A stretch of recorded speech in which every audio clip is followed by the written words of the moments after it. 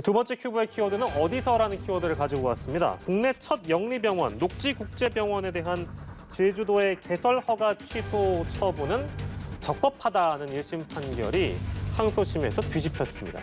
이에 따라서 영리병원 개설 논란이 다시 살아날 조짐을 보이고 있는데요.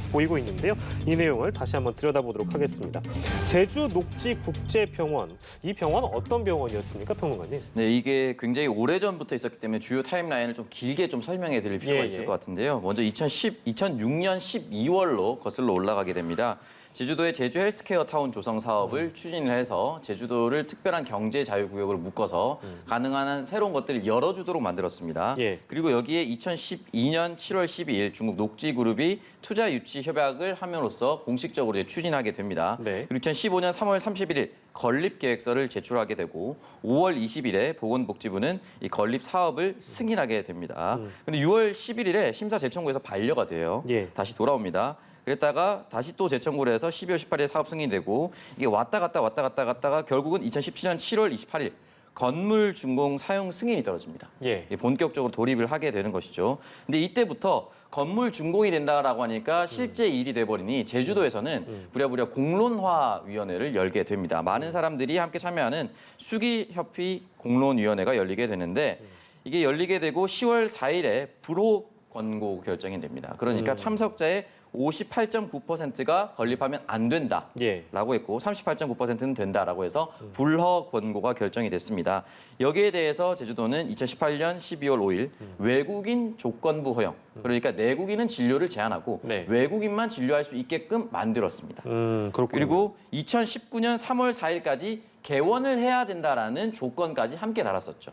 그렇다면 녹지그룹은 2019년 3월 4일에 개원할 수 있도록 모든 준비를 끝냈어야 하는데 그때 준비를 끝내지 못했습니다. 그러니까 3월 4일에 이제 개원 시한을 못 지켰기 때문에 4월 17일 취소 작업에 돌입이 됩니다. 그리고 5월 20일에 이 취소가 확정이 된 것에 대한 이 취소 처분을 취소해달라는 소송을 녹지그룹이 제기를 하면서 소송이 이제 본격적으로 시작이 됐다라고 볼 수가 있고요. 2020년 10월 22일 제주지법에서는 개설 허가 취소가 적법하다. 그러니까 취소시키는 것이 맞다라는 처분 결과가 나왔고요. 2021년 8월 18일 바로 어제였습니다. 광주고법 항소심에서는 이 취소 판결이 잘못되었다. 다시 취소하라는 판결이 나와서 이제 지금 다루게 되게 된 겁니다. 판결이 뒤집힌 이유를 어떻게 봐야 될까요, 변호사님?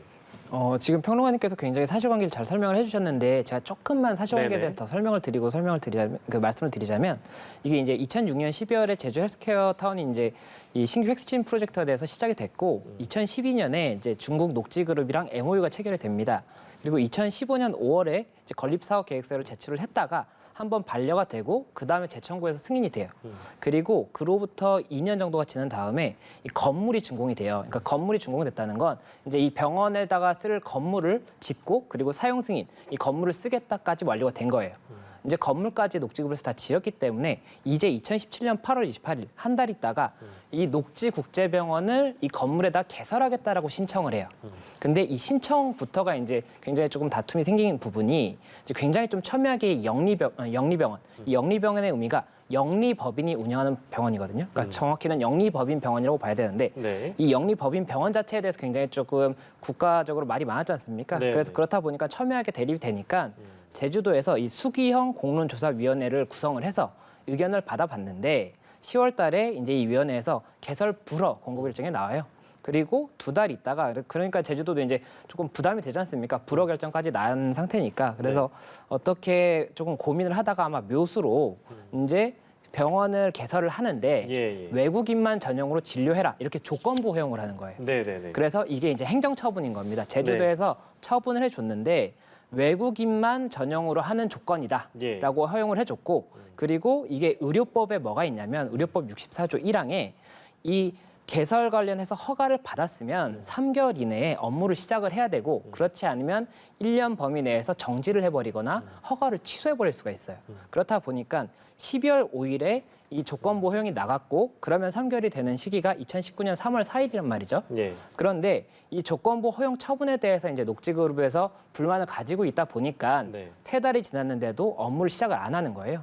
그러니까는 제주도에서는 의료법 64조 1항에 따라서 3개월 이내에 이걸 시작을 안 했기 때문에 정지라든지 취소를 할 수 있다 이렇게 통보를 하고 절차를 돌입을 했는데 예. 그랬는데도 업무를 시작하지 않으니까 이제 한 달 정도 지난 4월 17일에 네. 개설허가 취소 이 부분 또 행정 처분을 해버립니다. 그렇다 보니까는 이제 이 녹지그룹에서 행정 처분이 2번 있었지 않습니까? 조건부 허용에 대한 행정 처분이 있었고 개설허가 취소에 대한 행정 처분이 있었는데 이 2개를 각각 소송을 별도로 제기를 해요. 예. 그리고 이번에 이제 판결 선고가 났던 부분이 뭐였냐면 개설 허가를 이제 3개월 내에 업무를 시작하지 않았다고 해서 취소를 해버렸지 않습니까? 예. 그 부분 관련해서 2020년 10월 20일에는 그 제주지방법원 1심 재판부에서는 취소 처분이 적법하다. 그러니까 법에 따른 처분이었다라고 네. 했었는데 지금 어제 8월 18일에 광주 고법 항소심에서 이 부분 개설 허가 취소를 한 것 자체가 부당하다 이렇게 판단을 했던 것이고 그 예. 이유에 대해서는 아직까지 판결문이 나오지 않았기 때문에 네. 뭐 여러 가지 의견이 분분한 상태이긴 한데 제가 예상하기로는 예. 이 의료법 64조 1항에 3개월 이내에 업무를 시작해야 된다. 이 규정에 어떤 내용이 있냐면 정당한 사유 없이 업무를 시작하지 않은 경우에 취소할 수 있다라는 거거든요. 그러면 분명히 이 녹지그룹 측에서는 예. 이 조건부형 자체 이 조건에 대해서 다툼이 있었기 때문에 이거를 업무를 시작하지 못했던 것이지 정당한 사유 없이 아무 이유 없이 한 것이 아니다. 예. 이렇게 주장을 했을 가능성이 높고 아마 항소심에서는 그 부분에 대해서 그렇다면 이걸 정당한 사유 없이 업무를 시작하지 않았다라고 단정할 수 있느냐. 이 부분이 조금 쟁점이 됐던 것으로 보이고 예. 아마 정당한 사유가 있었다라고 판단을 했기 때문에 결국에는 취소 처분을 다시 한번 취소하라 이렇게 판단한 것이 아닌가 생각이 됩니다. 예. 저희가 2번 그 타임라인을 좀 정리를 해봤고 배경을 알아봤는데 쉽지 않습니다. 뒤집히고 뒤집혀서 취소 처분을 취소한 데 이르게 된 상황인데요. 영리병원. 그러니까 영리병원은 어떤 구조냐? 기업이나 투자자로부터 자본을 유치해서 운영을 하면서 수익이 발생하면 투자자에게 돌려주는 구조다. 그러니까 우리가 보통 병원은 아파서 환자가 가면 그 환자를 치료해주는 목적의 기관이나 의원이라고 생각을 하잖아요. 근데 이제 영리라는 글자가 들어가면서 굉장히 불편해지는 그런 여론들이 그때 당시에 있었고요.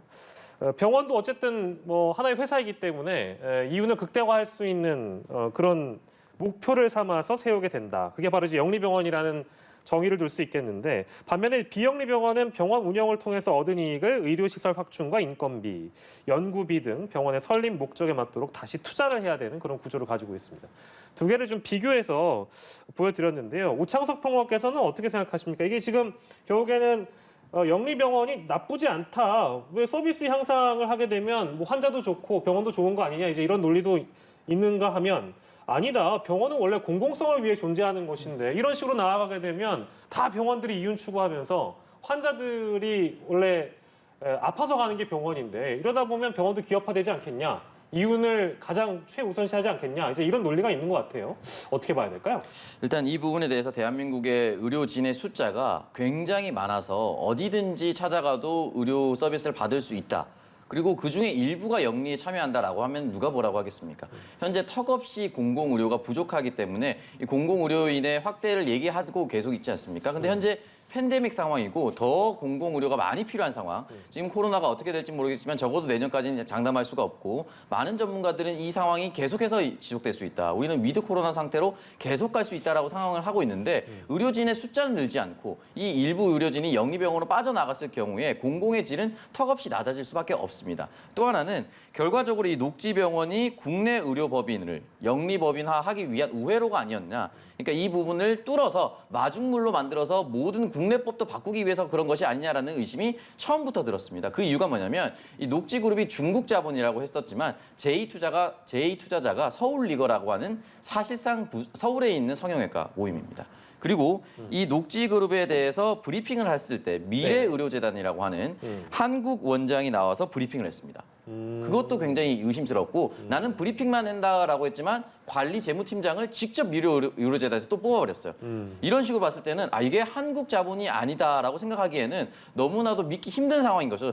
겉모습만 중국인이고 사실상 검은머리 외국인 또는 한국인이 다 뒤에서 돈을 대고 이 부분을 제주도부터 뚫어서 다른 지역으로 확산시키려고 하는 것이 아니냐라는 의심을 사기에 충분한 상황이었기 때문에 이 부분에 대해서 계속해서 이제 국민들이 의심을 하는 것이고 해외 다큐멘터리 중에 시코라고 해서 미국의 의료 상황을 계속 적나라하게 보여주는 다큐멘터리 영화도 있었는데 뭐 감기 때문에 병원에 갔더니 몇백만 원이 나왔다. 그 예를 많이 들더라고요. 뭐 그런 극단적인 얘기는 하지만 그런 상황으로 갈 수가 있는 첫 번째 시초가 될 수 있기 때문에 여기에 대해서 더욱더 민감하게 반응하고 있는 것이다라고 볼 수가 있습니다. 영리병원 얘기 다시 이제 저희가 서두에 말씀드렸습니다만 이렇게 된다면 영리병원 아까 저희가 말씀드렸던 두 가지의 쟁점이 다시 또 등장하게 되는 시기인데요. 그러면 영리병원, 그러니까 지금 제주뿐만 아니라 인천, 부산 다른 경제구역에서도 영리병원 설립하려는 움직임이 있을 수도 있는 것이고 이렇게 되면 논란이 다시 되살아날 수도 있는 거 아니겠어요? 어떤 영향을 줄까요? 네, 일단은 경제 자유구역으로 묶여 있는 인천, 부산뿐만이 아니라 뭐 강원이라든지 춘천이라든지 그 지역을 활성화시키기 위해서 많은 노력들을 지자체에서 하고 있습니다. 일단 유치를 시키고 거대 자본이 왔다 갔다 하면 거기서 발생하는 세수도 확보할 수가 있거든요. 그렇기 때문에 비단 인천, 부산뿐만이 아니라 다른 지역에서도 유치하려고 할 것이고 만약에 이게 여러 가지 지방자치를 하고 있는 모든 곳에서 유치하려고 하는 순간부터는 모든 병원이 영리법원화 될 수가 있습니다. 네네. 그렇기 때문에 지금 녹지병원 역시나 778억을 들어서 47개의 병상, 피부과와 성형과를 중심으로 하겠다라고 있거든요. 그렇기 때문에 이런 부분에 있어서 전문 직종 또는 이제 의대를 나왔었던 사람들의 특정한 과에 쏠림 현상까지 일어난다고 했을 경우에 전체적인 공공의 질에 영향을 충분히 줄 수 있는 현실적인 상황입니다. 그렇군요. 알겠습니다. 자, 국내 의료법 제33조를 보면은요, 영리법인은 의료기관을 설립할 수가 없다. 의사나 정부, 지방자치단체, 학교법인, 그리고 사회복지재단, 의료법인 등만 비영리로 의료기관을 세울 수가 있다고 합니다. 근데 국내 첫 영리병원 시도였기 때문에 아무래도 쟁점들도 많고 이에 대한 의견이 좀 많이 갈리고 있는데 1심과 2심은 뭐 이렇게 다른 판단을 내렸으니까 당연히 이제 대법에서 가려지겠죠. 상고심에서도 같은 판단이 유지될까요? 어떻게 전망하세요?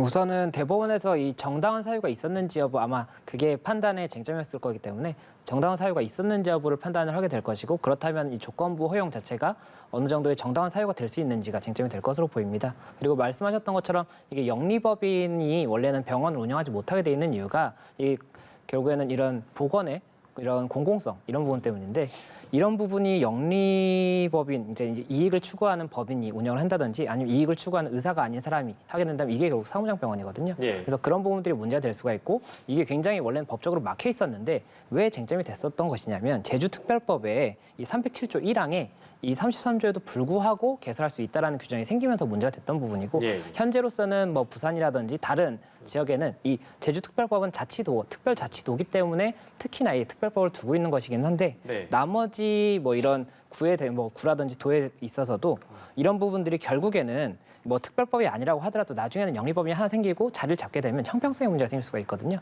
그렇게 되면은 결국에는 법 개정이 또 한 번 이루어질 수가 있기 때문에 그런 부분들을 감안해서라도 어느 정도는 영리법인이 들어오는 것이 맞느냐에 대한 판단은 있어야겠지만 이 상고심에서 판단하는 것은 이게 법적으로 문제가 되는지 이 부분이기 때문에 법적인 판단이 이루어질 것으로 보이고 만약에 다만 이 항소심의 이 취소 처분 허가가 취소된 것이 취소된 거지 않습니까? 그럼 다시 허가가 살아나는 것인데 이 부분이 유지가 된다고 하더라도 제주도에서는 다른 이유를 들어서 다시 한번 취소를 할 수가 있기 때문에 그럼 다시 또 한 번 그 소송을 해야 됩니다. 그래서 그런 부분들도 검토가 될 수 있기 때문에 그런 부분이 좀 종합적으로 판단이 돼서 이 영리법인 관련 쟁점이 계속 조금 이야기가 나오지 않을까 생각이 됩니다. 이것도 뭐 시기를 단정할 수 없겠죠? 맞습니다.